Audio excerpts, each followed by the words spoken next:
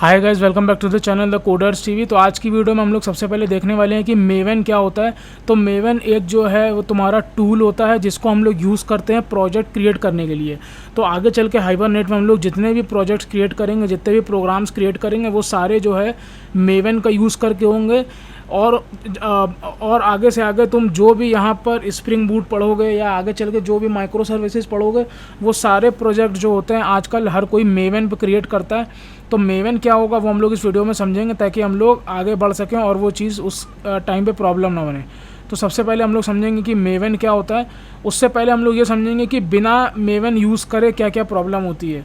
तो अगर तुम्हें याद होगा, जब हम लोग JDBC का प्रोग्राम बनाते थे तो वहाँ पर हम लोगों को MySQL कनेक्टर, ये जार फाइल थी, इसको हम लोगों ने नेट से डाउनलोड किया था और उसके बाद बिल्ड पाथ में जा कर के इसको लगाया था। तो ये एक तरीके की प्रॉब्लम है, ये काइंड ऑफ प्रॉब्लम है।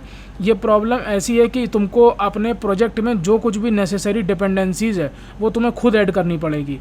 तो अभी क्या था, जब हम लोग JDBC पढ़ते थे तो JDBC में हमको पता है कि यहाँ पर जो है हमको एक ही जार फाइल चाहिए होती है हमेशा।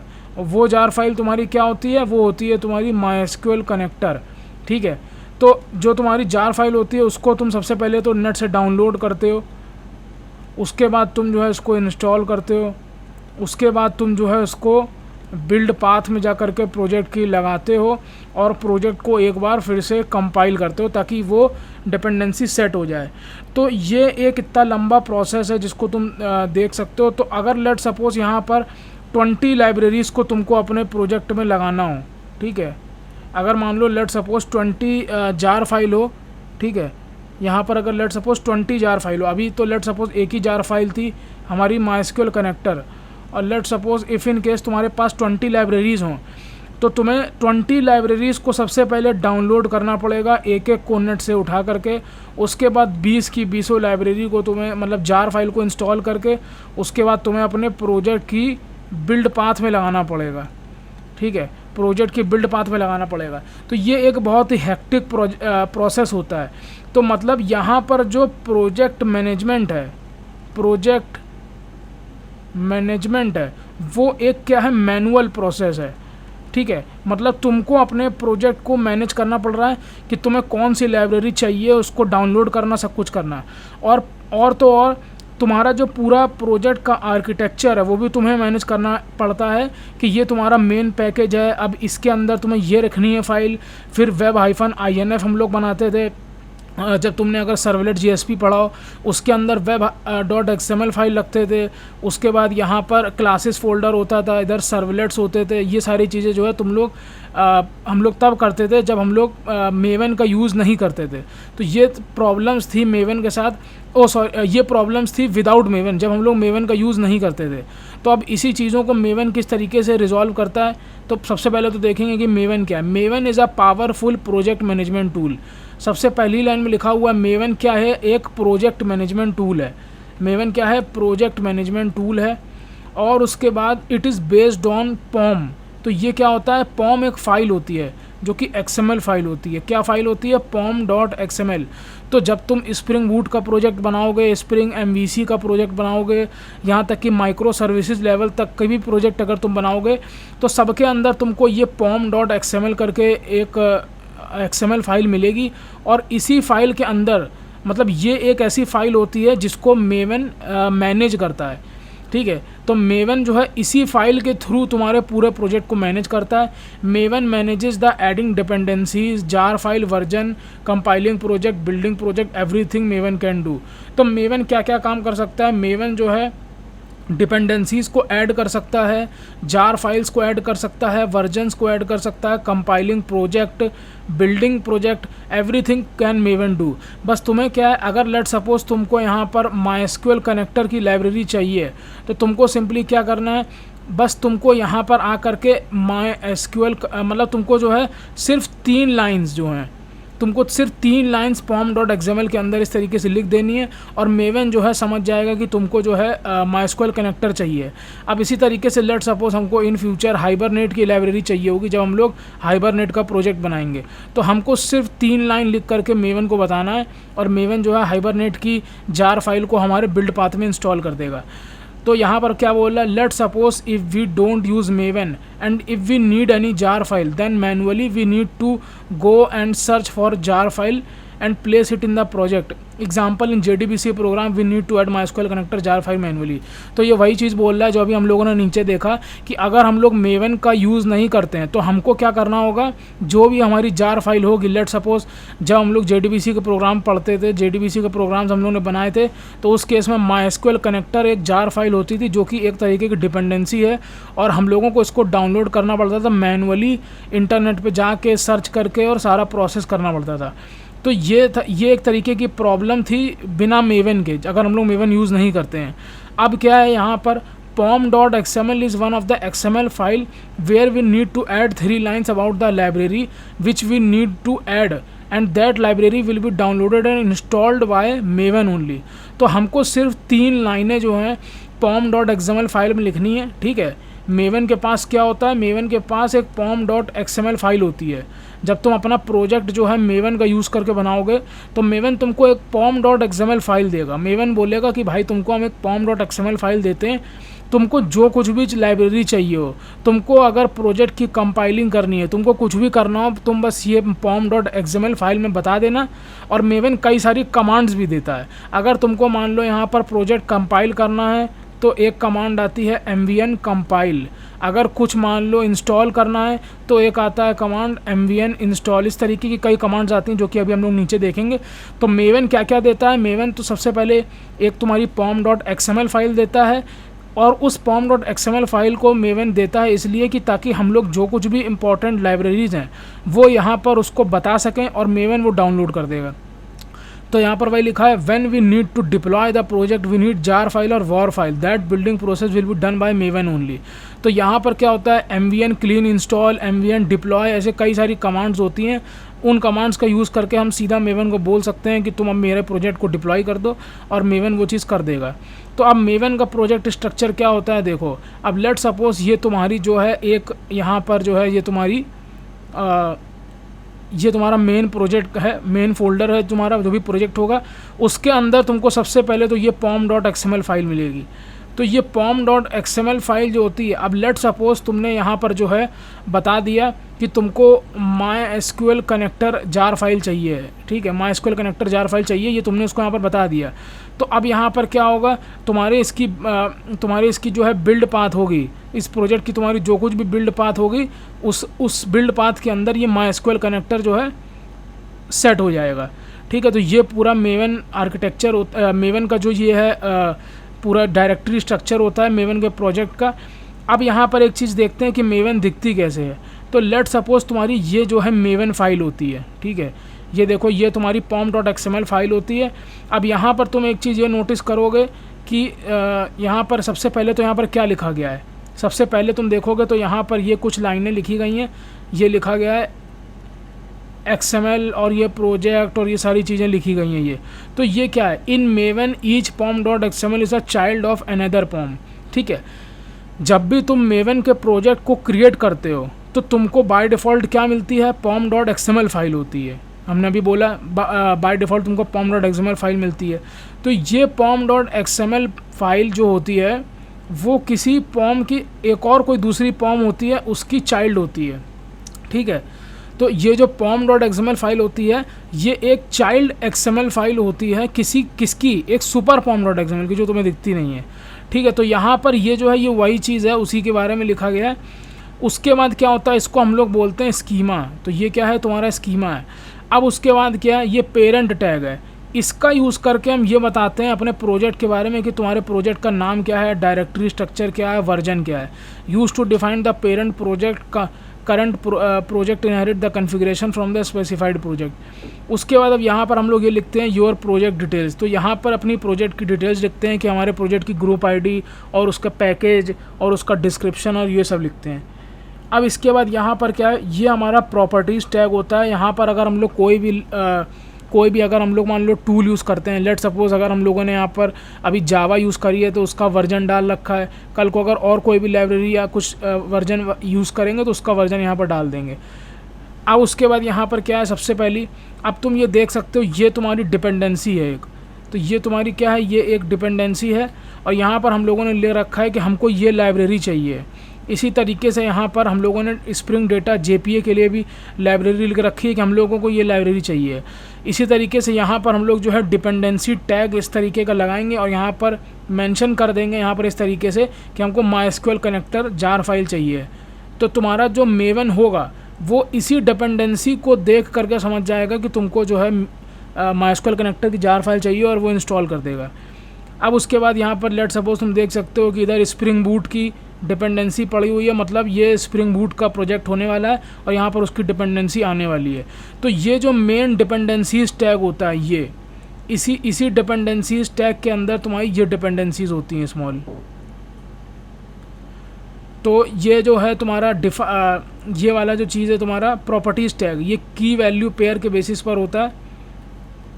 तो ये तुम्हारा एक तरीके से pom.xml फाइल होती है जिसके अंदर हम लोग प्रोजेक्ट के बारे में ये डिफ़ाइन करते हैं यहाँ पर, उसके बाद वर्जन्स के बारे में इधर डिफ़ाइन करते हैं। और ये जो मेन डिपेंडेंसीज टैग होता है, मतलब ये सबसे पहले यहाँ पर मेन डिपेंडेंसीज टैग आता है, उसके अंदर तुमको जो है मल्टीपल अपनी डिपेंडेंसी ऐड करनी होती है ये इस तरीके से। अब यहाँ पर सबसे पहले आती है ये मेवन बिल्ड लाइफ साइकिल है मेवन की। तो ये क्या है, ये मेवन के कुछ स्टेप्स होते हैं जो कि वो फॉलो करता है। तो सबसे पहले क्या होता है, ये बिल्ड लाइफ साइकिल है। If you want to run the package phase all its previous phase will get executed first, and if you want to run the specific goal of a particular phase then all the goals of the previous phase plus current phase goals before the one you defined will get run। तो यहाँ पर क्या बोल रहा है, ये maven के phases होते हैं। मेवन जो तुम्हारा प्रोजेक्ट मैनेजमेंट टूल है ये उसके स्टेप्स होते हैं। अगर लेट सपोज तुमको यहाँ पर कोई एक स्टेप रन करना हो तो सबसे पहले उसके प्रीवियस स्टेप्स एग्जीक्यूट होंगे। तो ये क्या बोल रहा है, if you want to run the package phase, तो पैकेज फेज़ क्या है, ये 4th स्टेप्स है। तो क्या बोल रहा है, all its previous phase will get executed first. तो लेट सपोज अगर तुमने यहाँ पर कमांड चला दी mvn पैकेज, तो सबसे पहले यहाँ पर इसके सारे पूरे प्रीवियस स्टेप्स जो है रन होंगे, प्रीवियस फेज जो है वो एग्जीक्यूट होंगे, उसके बाद ये पैकेज फेज एग्जीक्यूट होगा। Let's suppose in the 6th phase you want to add some task, then using build tag this can be possible। तो अब यहाँ पर क्या होगा कि लेट सपोज ये इंस्टॉल एक फेज़ है, इंस्टॉल द पैकेज एक फ़ेज़ है मेवन का। और लेट सपोज इस फेज़ में अगर तुमको कोई भी लाइब्रेरी इंस्टॉल करनी है या कोई भी टास्क ऐड करना है तो वो तुम कैसे कर सकते हो, ये बिल्ड टैग के अंदर वो चीज़ बता करके, ठीक है। So build tag help you to add new task inside the above phase, ठीक है। तो अब यहाँ पर बिल्ड टैग के अंदर तुम देख सकते हो हम लोगों ने क्या बोला, एक्सक्लूड। ये देख सकते हो एक्सक्लूड, इसका मतलब ये होता है कि जब हमारा प्रोजेक्ट बिल्ड होए तो वो इस लाइब्रेरी को एक्सक्लूड कर दे, मतलब इसको ना काउंट करे, ठीक है। अब सबसे पहले यहाँ पर मेवन का पहला स्टेप क्या होता है, वैलिडेट फर्स्ट फेज, इसके बारे में देखते हैं। तो mvn वैलिडेट तुम्हारी कमांड होती है, इसकी कमांड क्या होती है, mvn वैलिडेट। तो जैसे ही तुमने mvn वैलिडेट लिखा, so this command will validate your project structure inside this phase. You can add some task also like mentioned below here in the here if you see phase is mentioned and goal is mentioned which indicates that during this phase you want to run this goal। तो mvn validate क्या है, ये maven का first step होता है। और यहाँ पर तुम जो अपने प्रोजेक्ट स्ट्रक्चर को वैलिडेट करते हो सबसे पहले कि तुम्हारा प्रोजेक्ट स्ट्रक्चर वैलिड है कि नहीं है, ठीक है। तो यहाँ पर तुम साथ के साथ ये भी मेंशन कर सकते हो कि तुमको अगर कोई भी चीज़ परफॉर्म करानी है बीच में तो तुम जो है यहाँ पर फेज टैग और गोल्स टैग का यूज़ करके तुम कर सकते हो, ठीक है। अब इसके बाद इसका सेकंड फेज आता है मेवन कंपाइल। सबसे पहले क्या होता है, सबसे पहले वैलिडेट होता है, ठीक है। उसके बाद क्या होता है, कंपाइल होता है। तो मेवन कंपाइल क्या बोलता है, तो इसकी कमांड होती है mvn कंपाइल, ठीक है। तुम्हें mvn कंपाइल लिखना है, this will convert your Java code into byte code, ठीक है। तो लेट सपोज तुम्हारी अगर ये स्प्रिंग बूट की एप्लीकेशन बनी हुई है या कोई भी एप्लीकेशन बनी हुई है, ठीक है, और इस कमांड यहाँ पर तुमने जो है रन कर दिया mvn कंपाइल, ठीक है। तो ये जो तुम्हारा डॉट जावा कोड है ये कन्वर्ट हो जाएगा डॉट बाइट कोड में, ठीक है। तो यहाँ पर वही लिखा है this will convert your Java code into bite code, मतलब डॉट क्लास फाइल। तो ये कौन सी फाइल हो जाएगी, डॉट क्लास फाइल हो जाएगी, और ये कोड कैसा हो जाएगा, बाइट कोड हो जाएगा। तो एमवीएन कंपाइल का यूज़ करके हम लोग क्या करते हैं, तुम देख सकते हो इस तरीके से यहाँ पर एमवीएन कंपाइल का यूज़ करके हम लोगों ने जो है यहाँ पर अपने एमवीएन कंपाइल का यूज़ करके तुम जो है देख सकते हो यहाँ पर कि हम लोगों ने जो है अपने प्रोजेक्ट को कंपाइल किया है और उसको कन्वर्ट किया है यहाँ पर जावा फाइल को बाइट कोड में। ठीक है, तो ये होता है इसका सेकंड स्टेप। थर्ड स्टेप क्या होता है, यूनिट टेस्ट। ठीक है, थर्ड स्टेप क्या होता है, यूनिट टेस्ट। तो तुम्हारे मतलब एमवीएन यहाँ पर प्रोजेक्ट में जो कुछ भी टेस्ट लिखे होंगे, टेस्ट केसेस लिखे होंगे, सबसे पहले वो रन हो जाएंगे। तो एमवीएन टेस्ट है ये। तो एमवीएन टेस्ट क्या है, after phase 1 and phase 2 which is validating the project and compiling the code, third phase is to run the test. तो जो टेस्ट फेज़ है यहाँ पर क्या होता है, तुम्हारे जे यूनिट टेस्ट केसेस जो होते हैं वो रन करते हैं। ये देखो, ये लिखा हुआ है कि जे यूनिट टेस्ट केसेस जो तुम्हारे जो होते हैं वो रन होते हैं। उसके बाद होता है MVN package. MVN package command इसके बाद एग्जीक्यूट होती है। When this phase will run it will make sure that all the previous phases has run already. What this phase will do is for the compiled byte code it will create a jar file. तो अभी तक क्या था, यहाँ पर सबसे पहले तुम्हारा वैलिडेट वाले स्टेप में ये वैलिडेट हुआ कि तुम्हारा प्रोजेक्ट स्ट्रक्चर सही है कि नहीं है। कंपाइल वाले फेज़ में ये हुआ तुम्हारा जो जावा कोड है वो तुम्हारा कंपाइल्ड होकर बाइट कोड में कन्वर्ट हो जाएगा, मतलब डॉट क्लास फाइल में। उसके बाद ये टेस्ट वाले फेज़ में ये हुआ कि तुम्हारे जो भी टेस्ट केसेस होते हैं वो सब कंपाइल हो जाते हैं। पैकेज वाले फेज़ में ये होता है, यहाँ पर तुम्हारी जार फाइल या फिर वॉर फाइल क्रिएशन होता है, jar file oblique war file creation होता है। उसके बाद अब जो तुम्हारा फिफ्थ स्टेप होता है, उसके बाद तुम्हारा यहाँ पर यूनिट टेस्ट के बाद तुम्हारा फोर्थ स्टेप क्या था, यूनिट टेस्ट के बाद फोर्थ स्टेप था पैकेज। अब पैकेज के बाद तुम्हारा फिफ्थ स्टेप है यहाँ पर वेरीफाई, मतलब जो भी तुम्हारा वॉर या फिर वॉर फाइल या फिर जार फाइल क्रिएट हुई है उसको वेरीफाई करना। तो यहाँ पर एमवीएन वेरीफाई क्या करता है, it will verify phase there is no task present but we can add, let suppose if you want to check the integrity of the package then you can do it. तो MVN verify क्या करता है, ये सारे ये check करता है कि कोई भी फेज़ रह तो नहीं गया। उसके बाद फिर आता है एमवीएन इंस्टॉल। तो उसके बाद ये एमवीएन इंस्टॉल एक यहाँ पर सिक्स्थ फेज़ है जो कि तुम्हारे प्रोजेक्ट को लोकली इंस्टॉल कर देगा। तो एमवीएन इंस्टॉल क्या करता है, command MVN install, when you do the install at this phase you have validated your code, you have byte code. मतलब एमवीएन इंस्टॉल जब कमांड चलती है इस टाइम पर तुमने अपने कोड को वैलिडेट कर लिया और तुम्हारे पास तुम्हारे कोड का बाइट कोड है। तो अब उस बाइट कोड को जो है तुम रन कर सकते हो आसानी से। ठीक है, और जो जार फाइल होती है और वॉर फाइल होती है वो तुम उसको रन कर सकते हो अपने लोकल में। ठीक है, अब इसके बाद बात आती है एमवीएन इंस्टॉल की। ठीक है, अब इसके बाद बात आती है एमवीएन इंस्टॉल की।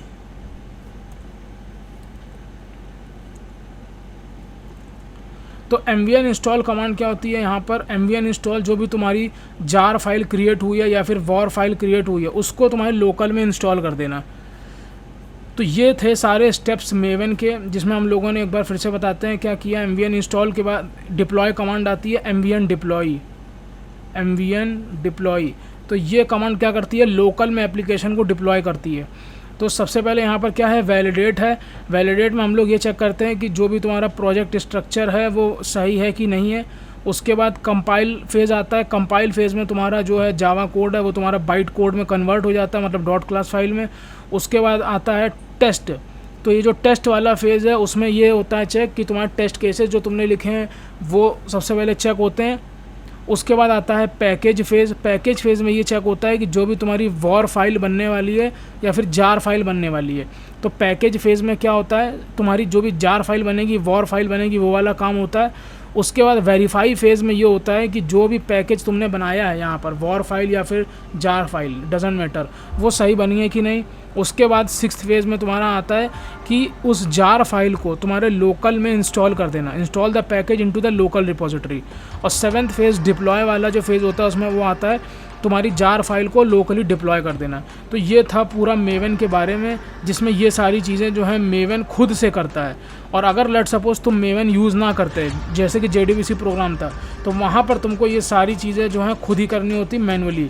और यहाँ पर तुम सिर्फ कमांड चला के वो काम कर सकते हो। तो आई होप वीडियो पसंद आई होगी, मिलते हैं नेक्स्ट वीडियो में। Till then keep learning, Shubham Nigam signing of.